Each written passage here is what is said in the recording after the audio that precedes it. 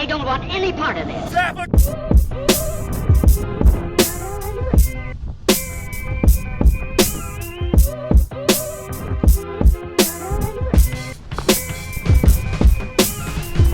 Woo!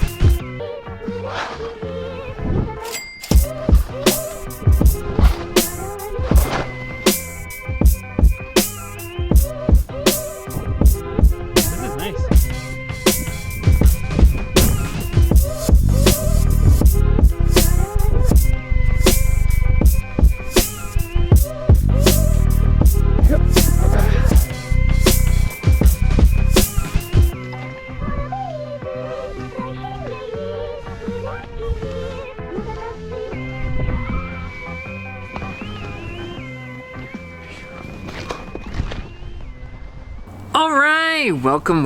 If you're new to the channel, my name's Elliott and you're watching Rickety Ski Reviews. Today we're reviewing the Renoun Citadel 107. Now I skied this in a 184 centimeter length, which means it has a 19 meter turn radius, and as the name suggests, it has 107 millimeters width underfoot. Now, this ski was sent to me by Renoun. I am keeping it. I did one other Renoun review last year. I think it was called the Endurance 88.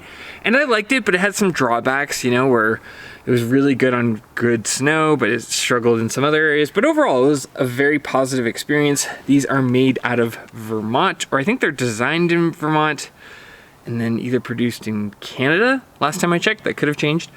Now, these were sent to me during the summer. I've held onto them until the snow conditions reflected properly. And boy, I like these skis a lot. These came at the perfect time. My first impression with these feel very much in the vein of a Salomon QST.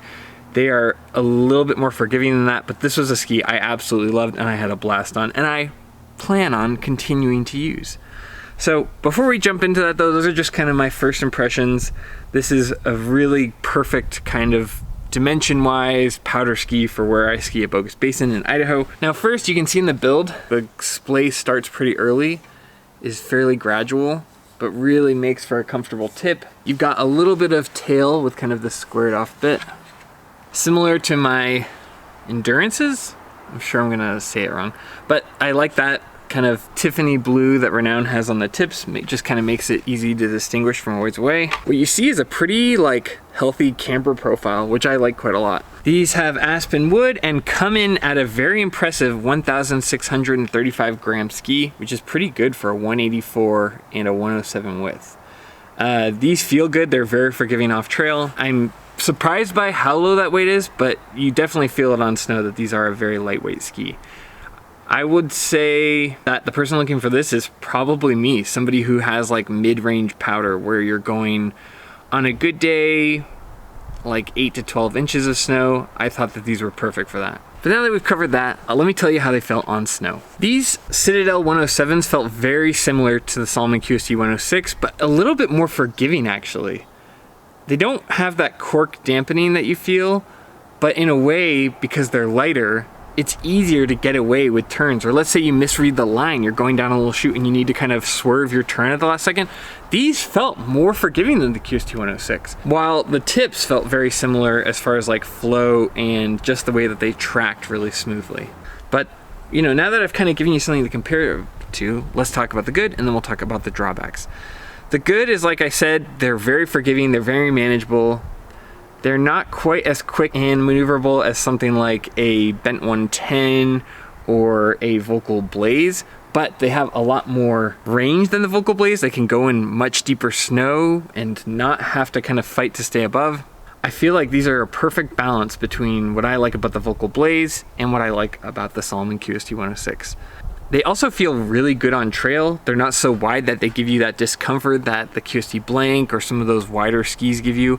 They're definitely a big jump when going from the Black Crow's Corvus to this. This is much more manageable under your feet and really, really a forgiving ski, while also being able to give you momentum. A lot of those more forgiving skis like the Headcore 105 or the Backland 102, they do a really good job being forgiving, but then they don't let you carry momentum. I found that this was kind of the perfect blend between maneuverability and momentum down the hill. All in all, I was thrilled by these. And actually, I recently sold my Salomon QST 106s just because I have so many skis I need to review.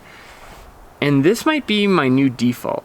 Just, hey, it's a powder day, you need to throw something in the car. I was so impressed with these. I think they're perfect for the kind of powder skiing I do, where I need to go off trail and need to go off the beaten path to find the good snow.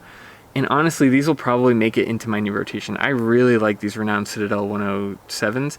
I made a comment during my Endurance 88 review where I said, you know, this ski does really well in the tips. It floats a lot better than I'm expecting.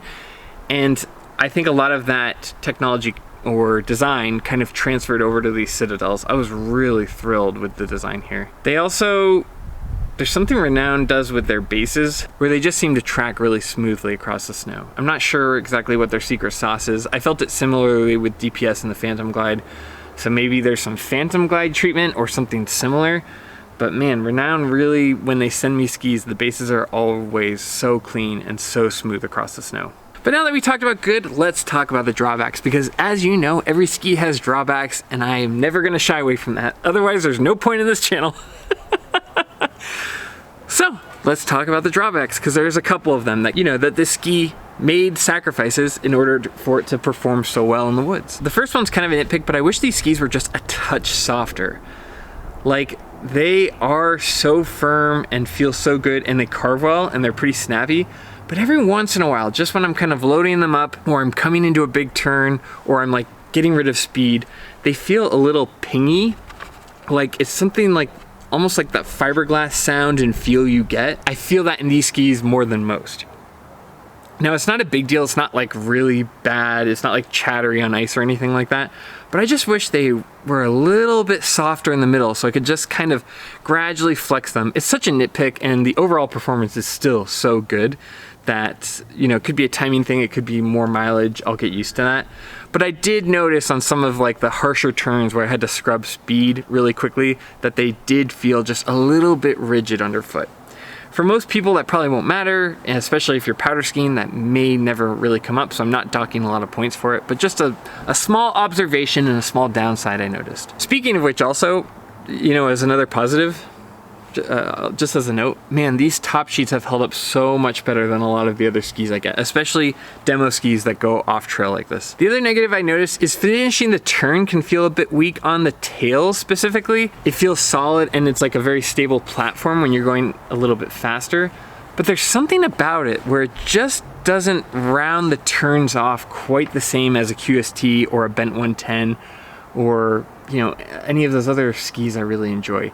It's good, it's a different choice, but I just wish it could like round that turn off a little bit more like surfing. Whereas the tips and the initiation and the flow, all of that stuff is so good. I mean, like these skis are one of my favorite powder skis I've been on all year, but I just wish the tail was a little bit more fun. Like it let me kind of round off my turn a little bit more smoothly or in a little bit more of a satisfying way.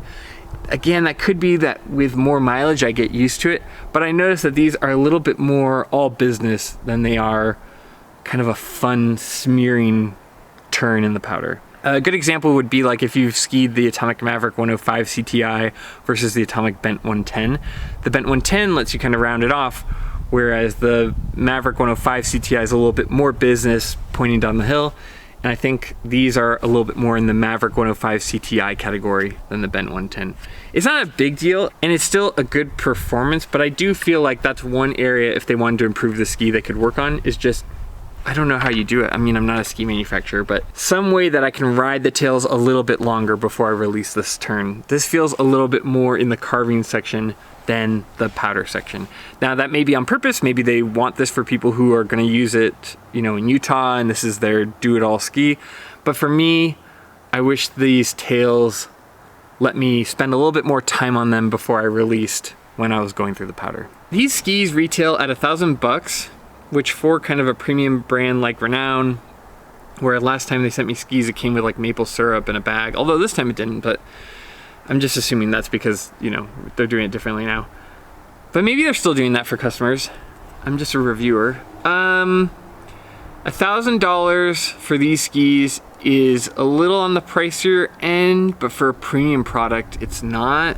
But considering that these are 107 and that they typically go on sale during summer and Black Friday, I think that the value is okay. It's like a B. What would I give these skis for a score? I think that what these skis really accomplish well is that they managed to be 107 width underfoot without being uncomfortable on my hips. I mean, the big thing that Renoun's known for is these runners through here where they've got this polymer that allows the ski to be damper than other skis. I don't know that I've ever felt like this was the dampest ski, but I think when you consider the weight for dampness, it's good. I was really pleasantly surprised that these skis were fun to carve on. I had a few runs where I was like waiting for the chair to open and I went on the front side, and they were a lot of fun to carve on while also managing to be really fun off trail. I also feel like it's a big accomplishment that they managed to be this wide and this fun in the powder without hurting my hips. A lot of those wider skis really give me discomfort in my hips once they start to get 110 or wider, and they can be unmanageable. You know, the Corvus wasn't unmanageable, but it was a lot of ski and it was hard to spend a lot of time on without feeling fatigue or exhaustion. And I felt the opposite about this Renoun Citadel, where I got very little fatigue, and I don't know, I felt like I could have spent 8-10 hours on them and still had fun the whole time, which is a big accomplishment for skis this wide. It's kind of funny because I think Renoun is known for being an on-trail groomer ski, at least in the circles I've run. That's where I usually hear about them. But in my opinion, this is the best ski that they've put out. I think if you're looking for a premium ski, this is worth trying at the very least. And I was very happy with the performance, and I will probably spend a lot more days on them. Just everything felt secure. I could make quick turns without, you know, sinking in. The flotation was good overall. This was a very amazing ski. And it's nice to see a smaller brand that is getting awfully close to competing with the big brands. Like, I think that there are people that would prefer this over the QST, who would prefer this over the Bent series, which is pretty amazing for such a small company. For me, when you factor in value and a couple of the shortcomings it has with the tail, I'm gonna be giving these an 8.6 out of 10. I thought they were just phenomenal. I like them a lot. I think there's a big audience that would really enjoy these if they had a chance. I don't know, I was really thrilled by the performance. And I think they're carving out a new space where, you know, maybe you don't want that full QST turn, but maybe you also want a little bit more momentum than a Bent. I feel like these are a really good in-between between those two skis.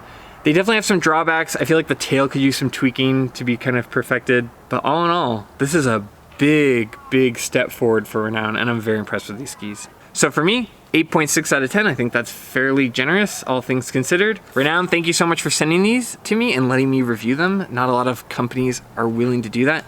I applauded you guys last time, and I'll continue to applaud you for letting me review these. There's definitely a lot of brands that dodge me, and I think that's out of insecurity, and it just shows how confident ski makers are when they send stuff out. I will try to have an affiliate link down below. Last time I checked, I wasn't able to get it working with Renoun, but that may have changed by the time this goes live. I hope you guys found this helpful. Always fun to showcase a lesser known brand with kind of a new and exciting design. If you like this kind of content, please consider liking and subscribing. That's a free way to support the channel. You can also become members down below. But more than anything, just thanks for taking the time to watch my videos. It means a ton to me that you guys do this so that I can get access to skis like this.